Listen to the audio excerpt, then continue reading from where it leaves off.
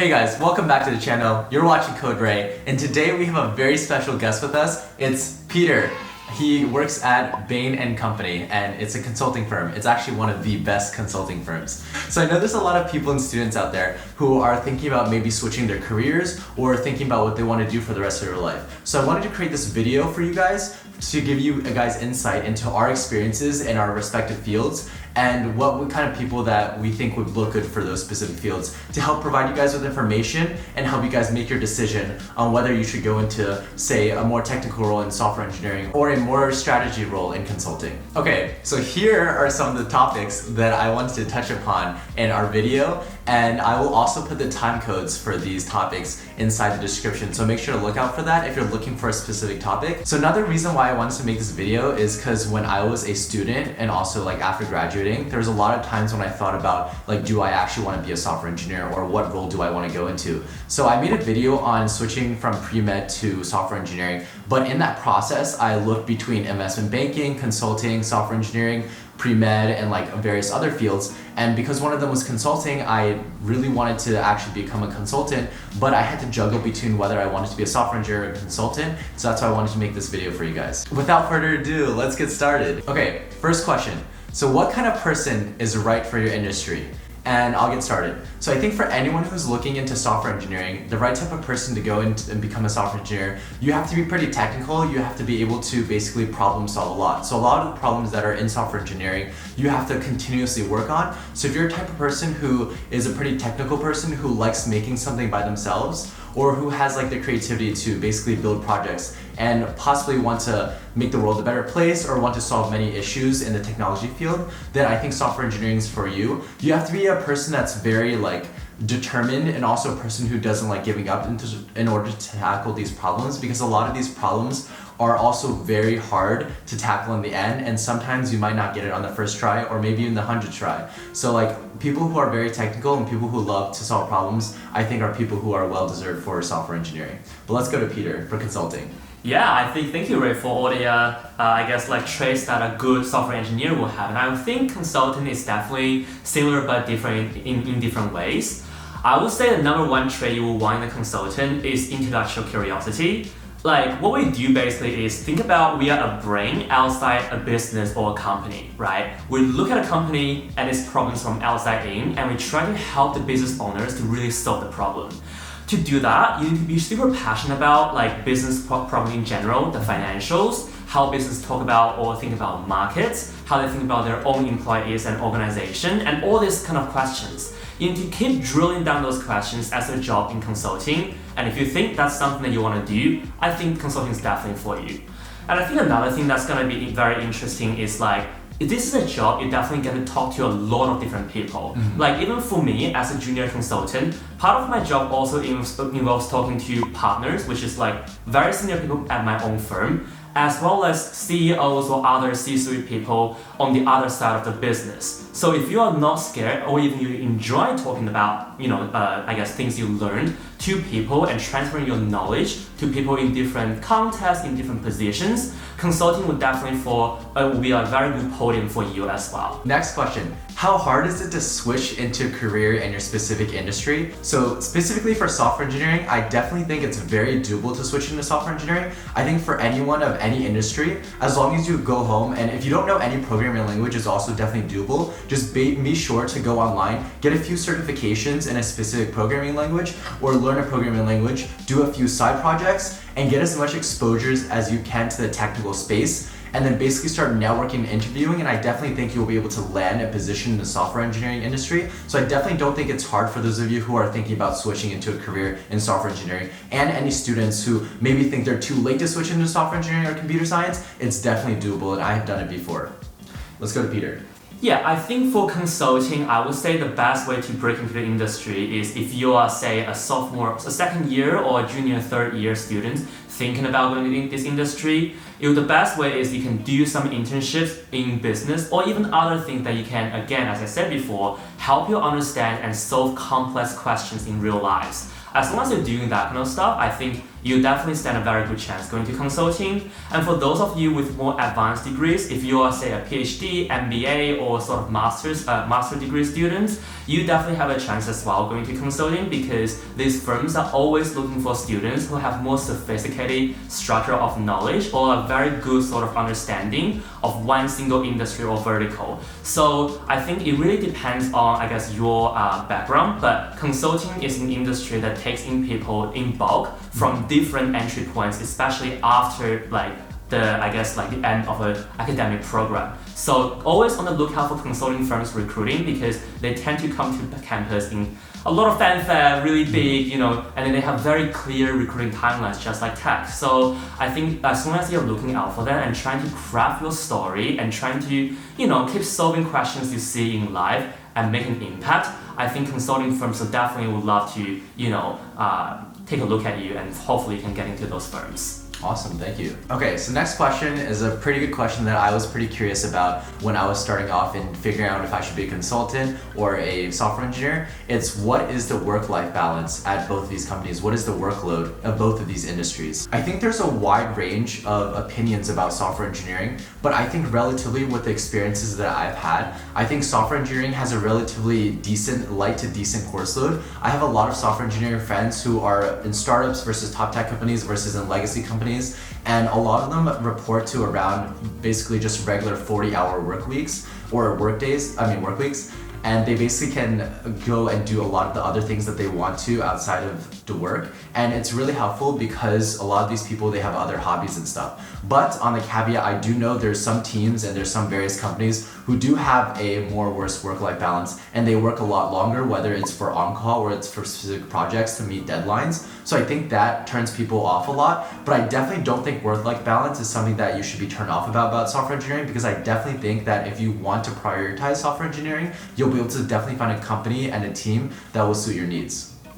Yeah, and I would say on the consulting side, the short answer is slightly longer on average work week than software engineers, but still a pretty good work-life balance compared to similar industries. So I think one key difference between software engineering and consulting is software engineering, you tend to work for your own company, whereas consulting and some of the other industries that people will call professional services, your clients are companies. You work for a consulting firm, sure, but your company as a whole work for another company. And that brings a little bit of, up and downs and swings in your hours. Like for me, I would expect something like, I would say 50 to maybe 55 hours per week, but it can swing from time to time. Like worst times, it will be something like over 60, but sometimes it could also be under 50.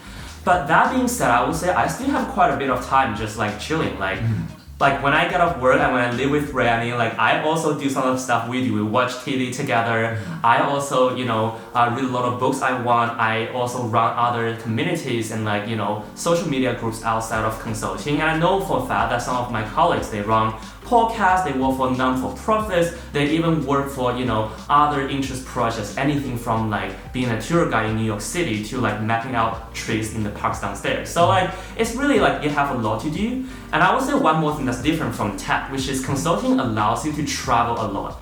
Obviously, 2020 is a little bit of a bummer, but usually, consulting, especially you work for clients elsewhere, we are talking about flying in and out of your home city on a weekly basis. So I could be in New York, Monday morning to attend a meeting, catch a flight in the afternoon to go to San Francisco, stay in San Francisco with client for 3 days, come back to New York for a happy hour on Friday. So it's very location flexible. I guess not flexible, location fluid, which is really cool if you wanna, if you're one of those people who wanna explore the world with consulting. The next question is a question that a lot of you guys, wanted to hear. It's what is the salary like for both of these industries? And for software engineering, I think there's definitely a huge band of salaries that you can have, because I know that the average median wage for a software engineer is around $100,000 reported in 2020.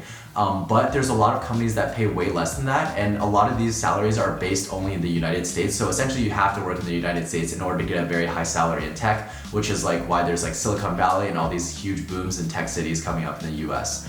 But for a top tech company and a lot of startups, new grads or like people who just recently graduated, or a lot of people who just switched into software engineering as entry-level software engineers, can make upwards of $150,000 and even more than that. So there's like a huge range, but definitely the salary for like a software engineer can range from like below like $70,000 for like a lot of average software engineers to like maybe like top tech companies or startups can pay upwards of $200,000. And that was another thing that like actually motivated a lot of other people or a lot of my friends to go into software engineering, because it's a very stable job and it provides you with a lot of monetary value with it. And also I think that with software engineering, like the growth there, a lot of people talk about there being a ceiling for software engineering, and that is true for a lot of companies. But I think like as times are changing, a lot of these like top tech companies and startups have been giving like more stocks out, have been giving more money out. So like as you work there for longer and longer, you seem to be getting a decent amount of money in which you can have a really good life. I would say for consulting, it's again like software engineering, it really varies a lot depending on which firm you're at and which stage of career you're in. I would say, so if we talk about the entry level, I would say the average or median salary will probably be a little bit lower than software engineering. However, still very much comfortable, and should I say like about much more about average in, I guess, in the US at the very least. I would say that if you start in consulting, like you will have a pretty comfortable life compared to your peers, like regardless where you start. So, and then another thing that's interesting about consulting is if you keep going in this career, like the curve of, I guess, your salary growth is gonna keep going up. So like even though in the beginning it's definitely not one of the top paid sort of a career out there, still if you keep going in your firm for 10, 15, even 20 years, you'll probably be in like a very comfortable place by the time you're there. And I guess also having a very rich and diverse life with a lot of stories to tell, right? Because you deal with so many different businesses as well. And I guess another interesting thing about consulting is like our, I guess, compensation is never fully just monetary. A lot of times it's about the experience you have, because with a lot of larger international consulting firms, there is a building element. You can go exchange at different offices, at different functions and things like that. It's not uncommon to hear people like from not just US but worldwide going to, for example, another office on a continent they've never been to, or going to like doing an externship in another company and come back to your company later on. And also, by the way, if you want to pursue MBA or like certain graduate programs, your company will tend to sponsor you to do that and then have you back to the company after you're done with the program. And I would say lastly, consulting, I would say, just like software engineering, is one of the really big feeder industries into startup, which means it's very easy for you to switch into doing startup or something even higher growth, obviously taking a little bit more risk, and I guess go for higher compensation. So there is always that possibility there. So what is the general path like, or general opportunities that you have for someone who is in your specific industry? So like, I think the relative path for a software engineer is that for someone who's already in software engineering is you can either become a software engineer for the rest of your life. And a lot of people do that because they love coding, they love solving problems, and they end up very high in their company, or they switch companies from time to time, maybe go to startups and try out new things. Or a lot of times people want to go into the managerial position in which they go and become a program manager or product manager, or they just become a manager at their company or an engineering manager for their team. So I think a lot of people, there's like a difference between like becoming a leadership versus becoming a software engineer and just coding. And I think one of the other things for software engineering is that you can definitely be able to go into MBA, or you can start with a startup on your own. And there's a lot of different choices that you can have with software engineering because you have the technical skills in order to, I guess, make a difference or make a change in the world. I would say for consulting, I'll do in a very consulting way. I'll give you 3 dot points. You either stay, or you go and then come back. So when you stay, what happens usually is you just keep climbing up the ladder in the consulting firms. You start out as a, like a sort of a junior consultant, go to be a senior consultant and become a case team manager, where you manage a whole case, which is what we call projects with a client. And then you keep moving up, usually becoming like senior management or a partner of a firm, by which time you will be managing, a very big function of the firm, or like, being like one of the global executive of a firm. So that's always that pathway over there. But a more common pathway is people who join consulting firms for a few years to accumulate experience, your skill set, and interpersonal skills, and they hop out. they take what they learn, what they experience here, to go to startups, to go to investing firms, or to do non-for-profit or become like Olympic athlete. People done that before, fun fact. And then you just do all the different kind of things and still remember that you're a consultant and you have this whole network of consultants from your firm to fall onto if you wanna make business or opportunities happen. And the last thing, which is I think very unique for consulting firms, is people come and go. Why? Because think about it. This is the industry that people do for a living by solving different business problems. How do you get experience of solving different business problems? Well, by going to different businesses. So a lot of people hop out of consulting to run their company or be an executive, and then they come back.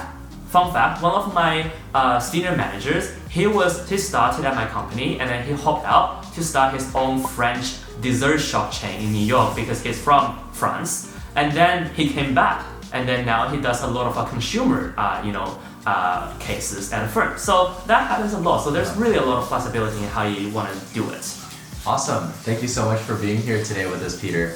Hope you guys learned a lot about consulting path and the software engineering path in general, and hoping this video would help you to basically understand or make a decision about your own lives. Comment below if you have any further questions for me or Peter about the consulting or the software engineering path. Comment below and I'll basically be able to answer them as soon as possible. And also make sure to like and subscribe for the YouTube algorithm. Thank you so much for watching.